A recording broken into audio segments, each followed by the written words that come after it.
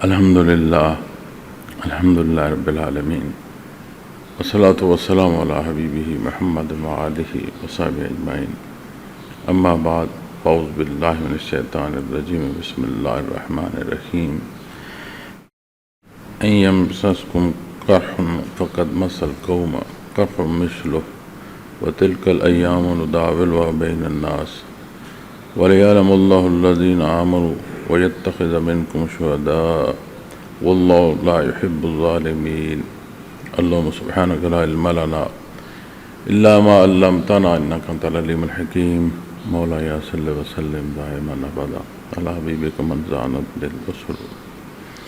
اللہ جل شانہ ارشاد فرماتے ہیں اگر تم کو کچھ زخم لگا تو بے شک اس قوم کو بھی ایسا ہی زخم لگ چکا ہے، اور ہم یہ دن لوگوں میں پھیرتے ہیں اور تاکہ اللہ ایمان والوں کو جان لے اور تم میں سے بعض کو گواہ بنائیں، اور اللہ ظالموں کو دوست نہیں رکھتے۔ بہت بڑا فرق جو ہے وہ کسی دوسری زبان کا ترجمہ کرنا ہے۔ جب بھی آپ تراجم پر بحث دیکھیں گے تو کہیں کوئی دعویٰ آپ کو یہ نہیں ملے گا کہ بعین ہی ترجمہ کیا گیا ہے۔ جو جس زبان یعنی جو جس کی مادری زبان ہے اس کی جو گہرائی ہے یا اپنا جو وہ مقصد کہنا چاہتا ہے اس کے مطابق جو الفاظ ہیں، یہ جس کی زبان ہے یعنی اہل زبان ہی اس بات کی وہ گہرائی اس درجے کی سمجھ سکتے ہیں۔ یا اتنی محنت کی جائے کہ وہ زبان جو ہے اسی طرح آپ کے مزاج کا حصہ ہو جائے جیسے اہل زبان کی ہے، پھر جب ترجمہ کیا جاتا ہے ایک زبان کا دوسری زبان میں آپ کو کوئی دعویٰ یہ نہیں ملے گا کہ بعین ہی ترجمہ ہے، قریب ترین ترجمہ ہوگا۔ قرآن کریم کے ترجمے کو جب دیکھتے ہیں دنیا کی معلوم زبانوں میں قرآن کریم کا ترجمہ موجود ہے۔ ہم یہاں اردو بولتے ہیں تو یہاں اردو میں ترجمہ ہے، چونکہ لکھا پڑھا جاتا ہے اردو کو، تو اس میں ترجمہ موجود ہے، لیکن وہ جو آیا کریمہ ہے اس کا ترجمہ بعین ہی ہو نہیں سکتا۔ پھر اللہ کریم کا کلام ہے، اس کی جو وسعت ہے وہ کہاں سم ہو سکتی ہے۔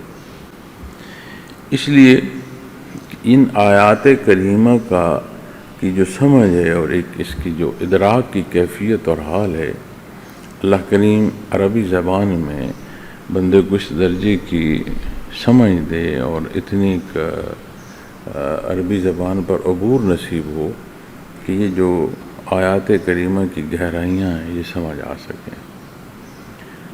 اللہ کا کلام ہے، اللہ غفور الرحیم ہے، وہ آسان فرمائے اسے سمجھنا۔ یہ جو آیا کریمہ مجھے تلاوت کرنے کا شرف نصیب ہوا ہے، اس کے شان نزول میں غزوہ احد بیان فرمایا گیا ہے، اور یہاں فرمایا گیا کہ اگر تم کو کچھ زخم لگا تو بے شک اس قوم کو بھی ایسا ہی زخم لگ چکا ہے، یعنی جو نقصان مسلمانوں کا ہوا ہے غزوہ احد میں اسی طرح کا نقصان جو ہے پہلے اہل مکہ جو ہیں، مشرکین مکہ جو ہیں غزوہ بدر میں وہ برداشت کر چکے ہیں یا انہیں ہو چکا ہے۔ نبی کریم صلی اللہ علیہ وسلم نے جب مشورہ فرمایا اور مختلف پہلو اور آراء آئیں، بعض آراء تھیں کہ مدینہ منورہ میں رہ کر حفاظت کی جائے، بعض آراء تھیں کہ میدان میں نکلا جائے، تو آپ صلی اللہ علیہ وسلم نے چونکہ نوجوان اور گفتگو اور جوش جذبہ، تو وہ گفتگو زیادہ حاوی کی گئی، تو آپ نے پھر اس گفتگو کے تحت جب زرہ پہن کر آپ نکلے تو جو صحابہ کرام رضوان اللہ علیہم اجمعین بزرگ تھے، بڑے تھے، انہیں یہ بات سمجھ آئی کہ آپ نے پہلی رائے جو ہے وہ پسند فرمائی تھی، اور ہم نے اور جوش میں جو آراء ہیں یہ باہر کی دی گئیں، تو عرض کی کہ یا رسول اللہ صلی اللہ علیہ وسلم، یہ آپ کا فیصلہ ہے، اور اس تجاوز کی معافی عطا فرما دیں کہ باہر کی رائے دی گئی، آپ پسند فرما رہے ہیں تحفظ دوسرے پہلو سے۔ تو آپ نے فرمایا جب اللہ کا نبی زرہ پہن لیتا ہے تو پھر واپس اتارتا نہیں، مقابلہ ہوگا۔ بدر میں 70 کے قریب جو مشرکین ہے وہ جہنم واصل بھی ہوئے، اور 70 کے لگ بھگ جو ہیں لوگ قید بھی ہوئے۔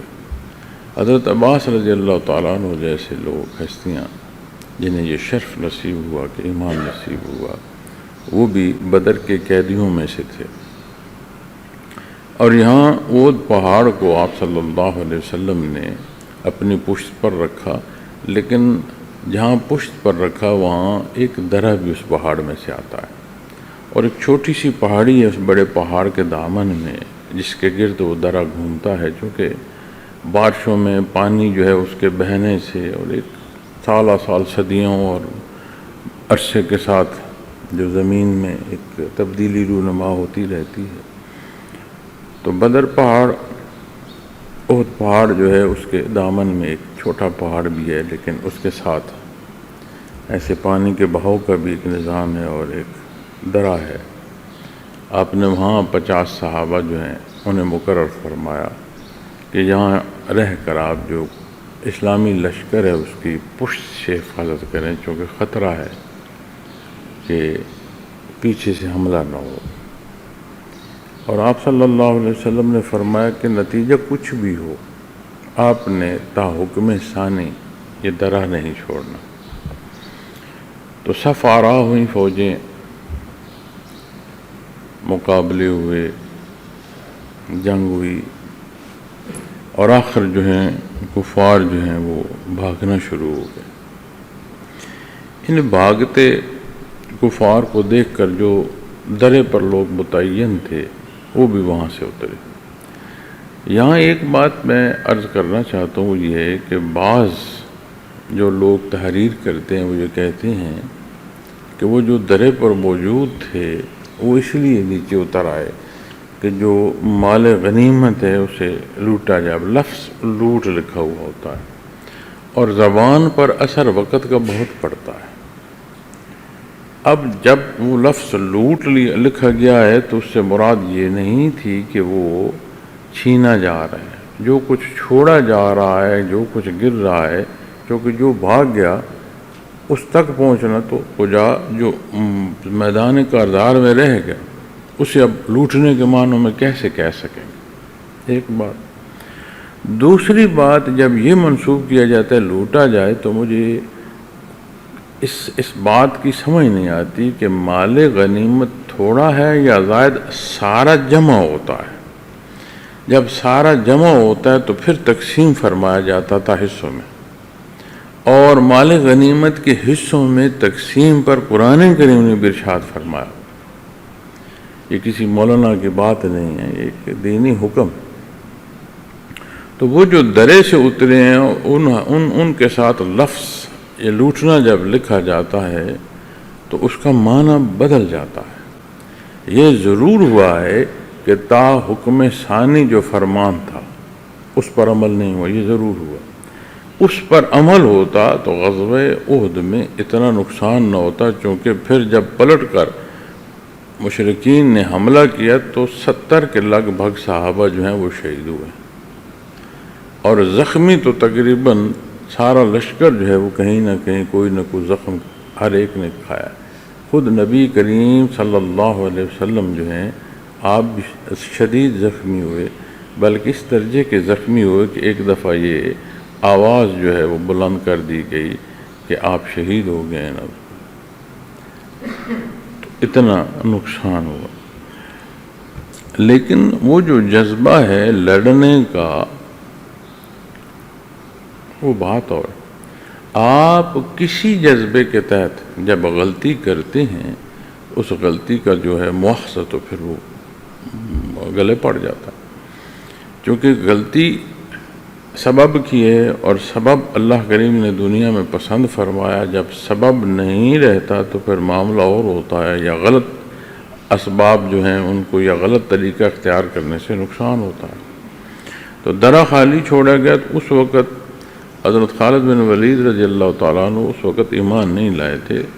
آپ سامنے ابو سفیان رضی اللہ تعالیٰ عنہ وہ بھی اس وقت ایمان نہیں لائے تھے، بلکہ انہی کی کمان میں یہ سارا جو ہے لشکر لایا گیا تھا. تو انہوں نے یہ الفاظ ملتے ہیں کہ انہوں نے کہا کہ لگتا ہے آج بھی ہمیں شکست ہو گئی بدر کی طرح. تو اس وقت حضرت خالد نے جو بات کی وہ یہ تھی کہ ابھی نہیں، ابھی معاملہ فیصلے پر نہیں پہنچا، کیونکہ وہ درے کو دیکھ رہے تھے اور درے پر حرکت تھی. پلٹ کر انہوں نے پیچھے سے حملہ کر دیا. جب پیچھے سے حملہ کیا سامنے فوج واپس پلٹ آئی. تو وہ جو ترتیب تھی، نظم تھا، تعداد تو ویسے پوری نہیں تھی، سامان حرب ویسے پورا نہیں تھا، تو وہ جو ایک ترتیب تھی جب وہ صفیں اکھڑ گئیں تو پھر بہت بڑا نقصان ہوا. پھر جب یہ آواز بلند ہوئی آپ صلی اللہ علیہ وسلم کی ذات اقدس کے حوالے سے، تو پھر صحابہ نے لڑنے کا جو ہے، کتنے ہی صحابہ انہوں نے تلوار پھینک دی کہ اب شہید ہوتے ہیں تو کر دو بھائی، ہم نے لڑ کر کیا کرنا ہے. ایک عجیب کیفیت ہوگی. تو اللہ کریم نے یہ ارشاد فرمایا ہے کہ اگر تم کو کچھ زخم لگا تو بے شک اس قوم کو بھی ایسا ہی زخم لگ چکا ہے. اب یہاں ہمارے لیے بہت بڑا سبق ہے. ہم اپنے معاشرے میں، اپنے ملکوں میں، اپنے نظم میں اکثر جو بات سنتے ہیں وہ یہی شکایت سنتے ہیں کہ یہ نقصان ہو گیا، یہ دکھ پہنچ گیا، یہ نہیں ہو سکتا، ویسا کیوں نہیں کیا گیا. تو اس نسبت کو، ان باتوں کو جب دشمن کی نسبت دیکھتے ہیں تو ان کو بھی تکلیف ہوتی ہے. وہ تمام تکالیف سے گزر کر پھر مسلمانوں پر حملہ کر رہے ہوتے ہیں، مسلمانوں کو نقصان پہنچا رہے ہوتے ہیں. اور اگر بندے مومن اسی بات پر رہے گا تو مقابلہ کیسے کرے؟ اسی آیہ کریمہ میں اگلا حصہ جو ہے وہ بڑا مضبوط جواب بھی ہے. اور دوسری بات جو میں بڑے وثوق سے کہنا چاہتا ہوں، اور حضرت جی رحمۃ اللہ تعالیٰ علیہ نے بے شمار دفعہ، متعدد دفعہ نے بے شمار دفعہ یہ ارشاد فرمایا کہ دوسری جو تاریخ میں زیادتی کی جاتی ہے وہ یہ کہا جاتا ہے کہ غزوہ احد میں مسلمانوں کو شکست ہوئی، اور شکست کے اسباب لکھے جاتے ہیں، نقصان کے اسباب نہیں کہتے، شکست کے اسباب کہتے. حالانکہ وہ فرماتے ہیں کہ یہ شواہد موجود ہیں انہی تاریخ کی تحریروں میں کہ پھر جو اہل مکہ ہیں انہیں مدینہ منورہ چھوڑ کر دور تک جو ہے وہ جانا پڑا، اور بڑے دور تک جو ہے وہ مسلمانوں نے جو ان کی پیچھے جو آئے. پھر قیام فرمایا آپ صلی اللہ علیہ وسلم نے میدان احد. اب جو شکست کھا جائے وہ کیسے قیام کرتا ہے، اور جو فاتح ہو اس کو مفتوح کیسے اپنے علاقے سے دور چھوڑ کر آتا ہے، یہ سمجھنے سے قاصر. یہاں دو اور نکات جو ہیں ان کی ضرورت ہوتی ہے دیکھنے کی ایسی گفتگو یا ایسے نتائج پر پہنچنے سے پہلے. ایک، جو کچھ کہہ رہے ہیں وہ کیا کہہ رہے ہیں، پھر جو الفاظ استعمال کر رہے ہیں وہ الفاظ کیا. یہ جو ہم آپس کی گفتگو کرتے ہیں نا، جب وہاں آپ غزوات کی بات کرتے ہیں تو گفتگو عمومی نہیں ہے. قرآن کریم کیا بیان فرماتا ہے کہ آپ صلی اللہ علیہ وسلم کے حضور ایسی گفتگو نہ کی جائے جیسے تم آپس میں گفتگو کرتے ہو. تو کیا اس آیہ کریمہ سے یہ نہیں سمجھ آتی ہمیں کہ جب آپ غزوہ رسول صلی اللہ علیہ وسلم کی نسبت بات کر رہے ہو تو کیا وہاں بالعموم باتوں کا یا انداز کا یا الفاظ کا اطلاق کرو گے؟ تو یہ وہ باتیں ہیں جہاں تحقیق بھی چاہیے اور احتیاط بھی چاہیے. تو اللہ جل شانہ نے ارشاد فرمایا کہ اگر دکھ یا زخم یا صدمہ پہنچا ہے تو اس قوم کو بھی پہلے ایسے صدمہ پہنچ چکا ہے. یعنی دنیا جو ہے، اس دنیا میں دکھ ہے تو سکھ ہے، سکھ ہے تو دکھ بھی ہے. سردی ہے تو گرمی ہے، گرمی ہے تو سردی ہے، کوئی خوش ہے تو پھر ایک وقت نظر آئے گا کہ وہ رو رہا ہوگا کسی دکھ میں ہو، صحت ہے تو بیماری ہے۔ تو یہ ایک زندگی کی مختلف پہلو ہیں، اور جو حقیقت ہے اس حیات کی اور اس زندگی کے، یہ حقائق ہیں کہ یہ سارا نظم اس کے ساتھ چلتا ہے۔ اللہ کریم فرماتے ہیں وَتِلْكَ الْأَيَّامُ نُدَاوِلُهَا بَيْنَ النَّاسِ، اور ہم یہ دن لوگوں میں پھیرتے ہیں۔ اب کوئی ہنس رہا ہے، خوشی میں ہے، کامیابی میں ہے، اس نے کچھ حاصل کیا ہے جس سے اس کو مسرت ہے، کیا وہ اللہ کا شکر کر رہا ہے؟ کیا وہ یہ سمجھ رہا ہے کہ یہ عطا اللہ کی ہے، یا وہ اسے اپنے عقل اور خرد کی جو ہے وہ کمال سمجھ رہا ہے؟ جیسے قارون نے کہا تھا کہ اللہ کی عطا کہتے ہو، یہ میرے اپنا علم اور اپنا عقل ہے جو میں نے اتنی دولت کمائی۔ تو عقل زمین سے دھسنے میں تو پھر کام نہ آیا۔ اسی طرح جب زندگی کروٹ لیتی ہے تو جہاں فائدہ ہو رہا ہوتا ہے وہاں نقصان ہو جاتا ہے۔ تو جب نقصان ہو تو پھر کیا ٹانگیں وسار کر وہ اعتراض کر رہا ہے کہ یہ میرا نقصان کیوں ہوا ہے، یا اس پر صبر کر رہا ہے، اپنے جو عمل کی کمزوری ہے اس کو دیکھ پرکھ رہا ہے کہ میں تدبیر بہتر کروں، کمزور تدبیر سے نقصان ہے۔ اور اگر وہ یہ سمجھتا ہے کہ یہ جو کچھ اللہ کی طرف سے ہے تو پھر تو معاملہ ہی بدل جاتا ہے۔ سبب ضرور دیکھیں، کیونکہ یہ جو حصہ ہے نا عمل کا، وہاں تک ہماری ذمہ داری ہے۔ نتیجہ کیا ہے؟ یہ اللہ کریم کے دست قدرت میں ہے، ہمارے ذمہ پورا عمل کرنا ہے، اور پھر دین یا دینی جو احکامات ہیں ان کا پہنچنا یا نافذ ہونا، یا مسلمان ملک یا اسلامی ریاست، جب آپ ان تمام پہلوؤں کو دیکھیں گے تو بعض جو چیزیں ہمارے سامنے آتی ہیں، دعا کیا جائے، تربیت کی جائے۔ بالکل دعا عبادت ہے اور شرف ہم کلامی ہے اللہ جل شانہ کی ذات سے، تو عام بات نہیں۔ اسی طرح دنیا سبب سے اس میں اسباب کی جگہ صرف دعا کو رکھ دیا جائے تو بات پوری نہیں ہوتی، اس لیے کہ اگر صرف دعا اور ظاہری تربیت ہی سارا کچھ ہوتا تو نبی کریم صلی اللہ علیہ وسلم مدینہ منورہ میں بیٹھ کر جلوہ افروز ہو کر دعا فرماتے۔ آپ بنفس نفیس عرش بدر میں اللہ کے حضور سر بسجود نہ ہو کر دعا فرما رہے ہوتے۔ 313 صحابہ کیا ہے، 8 تلواریں کیا ہے، کھجوروں کا شمار کیا ہے، لباس پورا نہیں، ذرا بند لباس تو کجا، کپڑا پورا نہیں، بمشکل 70 ڈھانپے گئے، لیکن جو ہے تمام سبب پورے کر کے دنیا کے پھر اللہ کے حضور آپ نے دعا عرض کی۔ اسی طرح آپ بدر میں دیکھیں، آپ کو خود زخم لگے، اور عجیب صورت ہے محترم، اسی جب احد کے میدان میں آپ دیکھتے ہیں نا تو عجیب عجیب مثالیں ملتی ہیں۔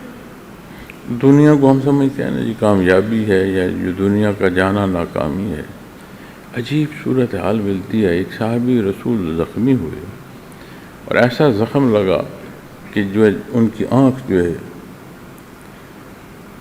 وہ نکلی، لٹک گئی۔ آپ صلی اللہ علیہ وسلم کے قریب تھے، حضور حاضر ہوئے، آپ نے اپنے ہاتھ مبارک سے آنکھ واپس اپنی جگہ پر رکھی۔ نہ صرف وہ آنکھ اپنی جگہ پر گئی بلکہ وہ نارمل صحت مند ہو کر واپس لڑائی میں داخل ہو۔ اور ایک صحابی رسول جو ہیں وہ زخموں سے چور ہیں، انہوں نے آپ کے حضور حاضری جو ہے وہ درخواست کی باقی صحابہ سے۔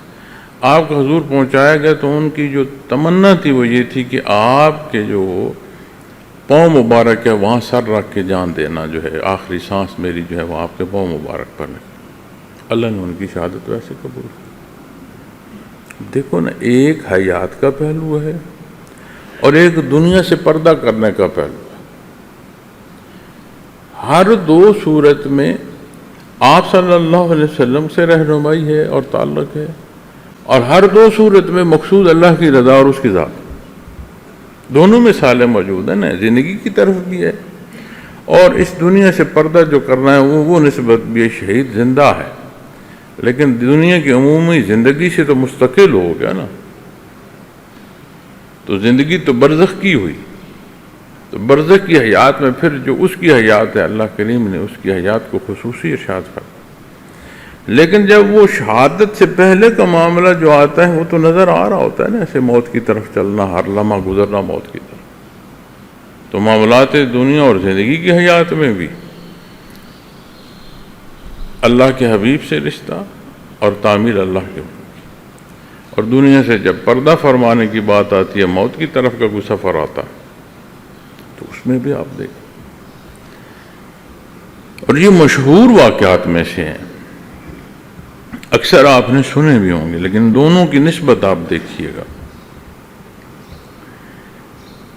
اللہ کریم یہ حالات کا پھر جو فرما رہے ہیں کہ لوگوں میں بین الناس فرمایا، صاحب ایمان ہی کو نہیں مخاطب فرمایا، تو سمجھ آتی ہے یہ دنیا کا اصول ہے کہ حالات بدلتے رہیں گے، جب طاقت ہوگی تو امتحان طاقت میں ہے، جب کمزوری یا ضعیفی ہوگی تو امتحان اس کمزوری میں ہے کہ کیا دونوں صورتوں میں رجوع اللہ ہے یا نہیں ہے، یا تو شکر کی کیفیت ہوگی یا صبر کی کیفیت ہوگی، ان دو کا ہی اطلاق ہوگا نا جی، جس طرح کی بھی صورتحال پیش آ جائے، یا شکر کی صورتحال ہوگی تو یا صبر کی صورتحال ہوگی، تو شاکر و صابر یہ دو کیفیات ہونا ہے، اور انہی کے تحت دونوں پہلو داخل ہوتے ہیں۔ اور اللہ فرما رہے ہیں کہ ان حالات کو وہ لوگوں میں پھیرتے رہتے ہیں، اور ہم اپنے سامنے دیکھتے ہیں کتنے لوگ ہیں جو بڑے آسودہ زندگی بسر کرتے ہیں، ہمارے سامنے ہی پھر ہم دیکھتے ہیں کہ وہ بڑی زندگی یا حالات ان کے بڑے تنگ ہو جاتے ہیں، جو لوگوں میں بانٹ رہے ہوتے ہیں۔ اپنی زندگی میں دیکھا ہے کہ وہ لوگ زکوٰۃ پر ہیں، اور اس تھوڑی سی زندگی میں یہ بھی دیکھا ہے کہ جو زکوٰۃ اور صدقات پر تھے پھر وہ لوگوں میں بانٹ رہے ہوتے ہیں، یہ بھی دیکھا ہے کہ جو گھر انتہائی کمزور ہیں لوگوں کے سہاروں پر چلتے تھے، اب لوگ ان کے سہارے ڈھونڈ رہے ہوتے ہیں، جن کے سہارے یا جن کے نام ہر مسئلے کے حل کے ساتھ جڑے ہوتے تھے انہیں پوچھتا کوئی نہیں۔ یہ آپ اپنے معاشرے میں، اپنی عزیزداری میں، جہاں آپ رہتے ہیں، جہاں آپ کی زندگی بسر ہوتی ہے، آپ غور فرمائیں، یہ اللہ کریم ارشاد فرما رہے ہیں وَتِلْكَ الْأَيَّامُ نُدَاوِلُهَا بَيْنَ النَّاسِ، اس آیہ کریمہ کی جو عملی صورت ہے آپ کو اپنے گرد نظر آئے گی۔ تو جب گرد نظر آ رہی ہے تو کیا ہم اسی زندگی کا حصہ نہیں ہیں؟ جب گردش ایام ہم پر اس کا اثر واقع ہوتا ہے تو پھر ہم چیخیں یا اللہ کی طرف دیکھیں۔ تو یہ ارشاد فرمایا جا رہا ہے، اور اس سخت موقع پر ارشاد فرما رہا ہے۔ اور جب آپ واقعات پڑھتے ہیں نا غزوہ احد کے، تو اس وقت بہت بڑا دھوکہ منافقین نے بھی دیا تھا، اور اچھی خاصی تعداد مدینہ منورہ سے نکل کر عین میدان میں پہنچتے ہوئے واپس پلٹ گئے کہ ہماری تو یہ رائے تھی کہ مدینہ منورہ میں رہ کر لڑا جائے، ہماری مانی نہیں گئی، ہم تو یہاں ذبح ہونے نہیں آئے۔ اور مقصد یہ تھا کہ جو اسلامی لشکر ہے اسے کمزور کیا جائے، لوگ بددل ہو جائیں، کمزور پڑ جائیں اور پلٹیں پیچھے، تاکہ شکست جو ہے وہ یقینی ہو جائے۔ تو اتنی سختی میں اللہ کریم نے یہ احسان فرمایا کہ تمام نقصان کے باوجود آپ صلی اللہ علیہ وسلم محفوظ رہے، صحابہ کرام رضوان اللہ علیہم اجمعین کی شہادتیں اللہ نے قبول فرمائیں، لیکن مدینۃ النبی سلامت رہا، دین کی جو تعمیل، دین کے جو امور ہیں اور جو ترویج ہے وہ اللہ کریم نے جاری و ساری رکھی۔ کتنی مشکل کی بات۔ تو آج جب ہم اپنی زندگیوں کا جائزہ لیں گے تو یہ جو اتار چڑھاؤ ہے یہ زندگی کا حصہ ہے، اس میں دیکھیں اور سمجھیں کہ اس پہلو کو اختیار کیا جائے جو عند اللہ پسندیدہ ہے، اور عند اللہ جو حصہ پسندیدہ ہے وہ آپ کو قرآن و سنت کے تابع آئے گا، اسی کے تحت وہ حصے آپ تک پہنچے ہیں، اور یہی قرآن و سنت آپ تک پہنچانے کا سبب ہے اور اجماع کہ وہ حصے جو اللہ نے پسند فرمائے۔ وَلِيَعْلَمَ اللَّهُ الَّذِينَ آمَنُوا وَيَتَّخِذَ مِنكُمْ شُهَدَاءَ، اور تاکہ اللہ ایمان والوں کو متمیز یعنی جان لیں اور تم میں سے بعض کو شہید بنائے۔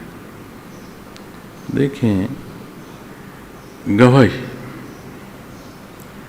شہادت پر بڑی گفتگو ہوتی ہے، جہاں بھی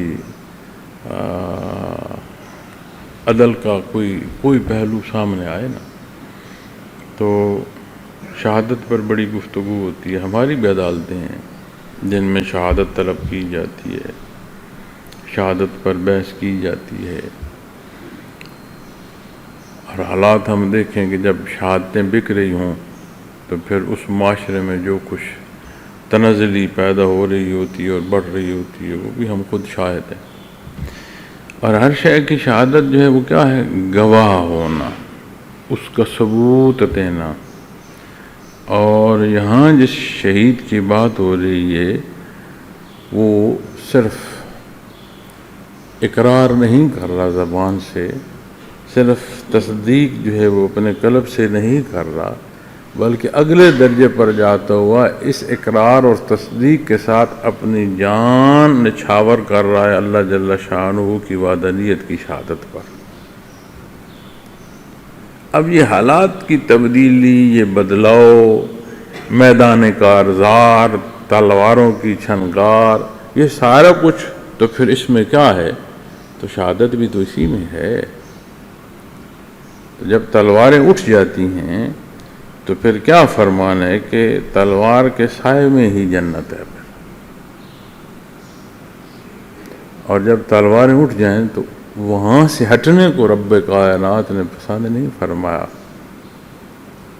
صرف حربہ نہ ہو، مقصود نہ ہو، ہٹنے والے کے لیے قرآن کریم نے وعید فرمائی۔ پھر جو ہوگا دیکھا جائے گا، بچ گئے تو غازی، کام آئے تو شہید۔ تو اللہ جل شانہ فرماتے ہیں کہ ایمان والوں کا جان لینا، یعنی یہ جو حالات کا پھرنا ہے، یہ جو اس تنگی کا وقوع پذیر ہونا ہے، اس میں صاحب ایمان کی یہ ایک اس کے لیے امتحان ہے۔ ہر طرح کے حالات ہمیں پیش آتے ہیں، تو میں نے عرض کیا کہ ہر طرح کے حالات میں جو ایمانی پہلو ہے کہ رجوع اللہ کیا ہے، یہی بنیاد ہے اور یہی امتحان میں بندے مومن کی معراج ہے۔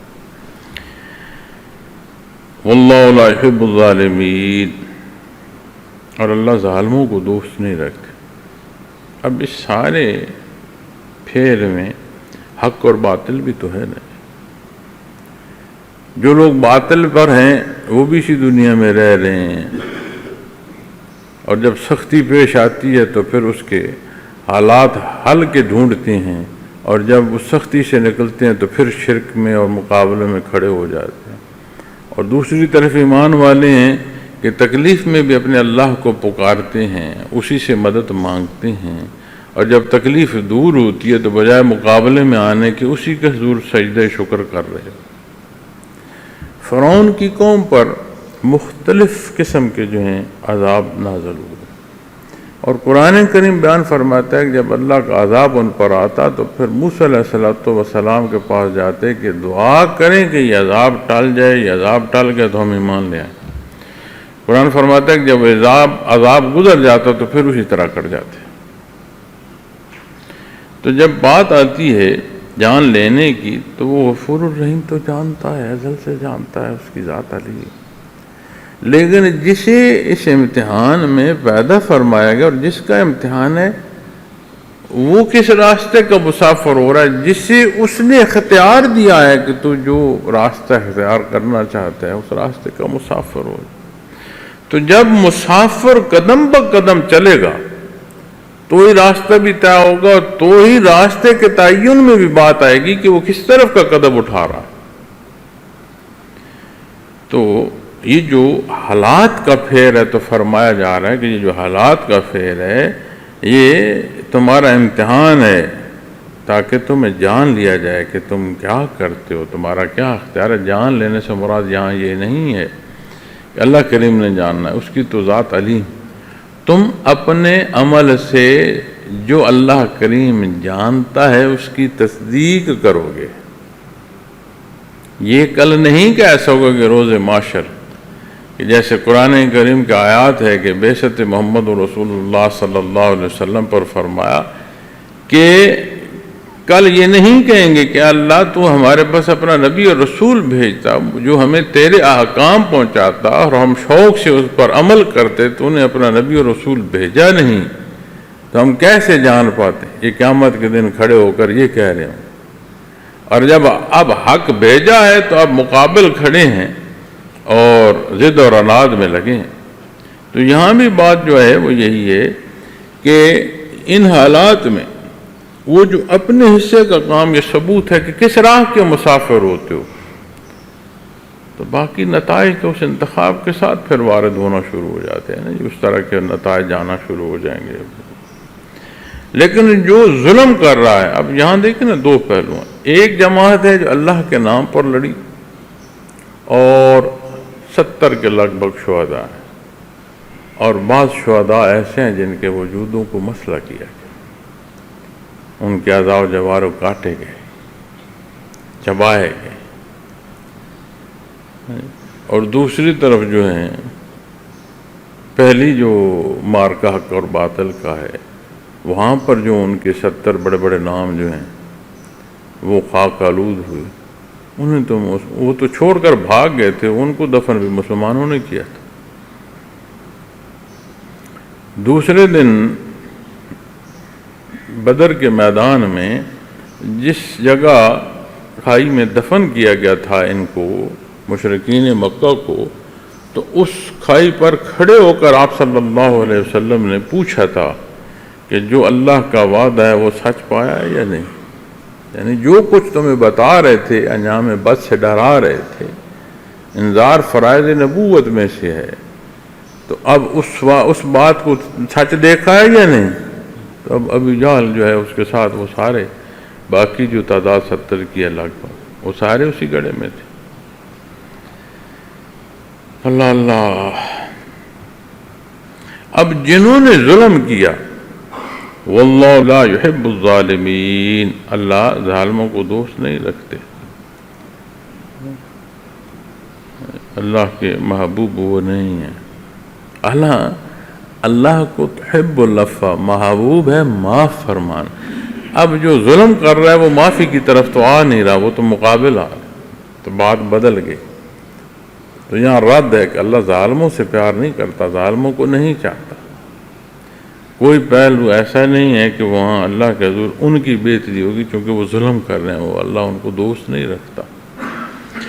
تو اب اس ساری آیا کریمہ کے سامنے میں نے کچھ حصہ جو ہے وہ آپ کو شان نزول کا، کچھ حصہ واقعاتی اور کچھ حصہ جو اسرار و رموز ہیں ہماری ضرورت آج کے حالات کی، وہ عرض کیا ہے۔ تو میں یہ سمجھتا ہوں کہ اس آیا کریمہ یہ جو 2-3 لائنوں میں ہے، 2.5 لائنوں میں ہے، اگر اسی آیا کریمہ کو پڑھیں، اس کا ترجمہ دیکھیں اور پھر ہم اپنا آپ دیکھیں تو پھر بات بڑی واضح ہو جاتی ہے۔ اللہ کریم حق کو سمجھنا اور حق پر عمل کرنے کی توفیق عطا فرمائے۔ وآخر دعوانا الحمدللہ۔